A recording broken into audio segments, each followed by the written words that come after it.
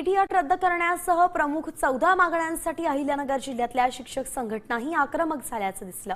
आज जिल्ह्यातल्या 80 ते 90% प्राथमिक शाळा बंद ठेवून जिल्हाधिकारी कार्यालयावरती मोर्चा काढलाय। 10 ते 15 हजार शिक्षक आंदोलनात सहभागी होत आहेत। मागण्या मान्य न झाल्यास शिक्षक संघटना नागपुरातल्या हिवाळी अधिवेशनावर सुद्धा मोर्चा काढणार आहेत।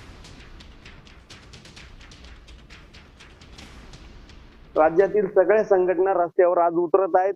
बंद मध्ये जवळजवळ राज्यातील 90% नव्हे 100% शाळा बंद मध्ये सहभागी झालेल्या आहेत। आपल्या जिल्ह्याचं जर सांगायचं म्हटलं अहिल्यानगर जिल्ह्याचं तर जवळजवळ 80 ते 90% शाळा आज प्राथमिकच्या बंद आहेत आणि सर्व शिक्षक या ठिकाणी बंधू भगिनी येऊन जिल्हाधिकारी कार्यालयावर मोर्चा नेणार आहोत आणि त्या मोर्चाच्या माध्यमातून हा जो शिक्षकांचा महाआक्रोश आहे हा महाआक्रोश निश्चितपणे माननीय मुख्यमंत्री आणि दोन्ही उपमुख्यमंत्री यांच्या कानापर्यंत निश्चितपणे आज जाईल अशी अपेक्षा आम्हाला आहे।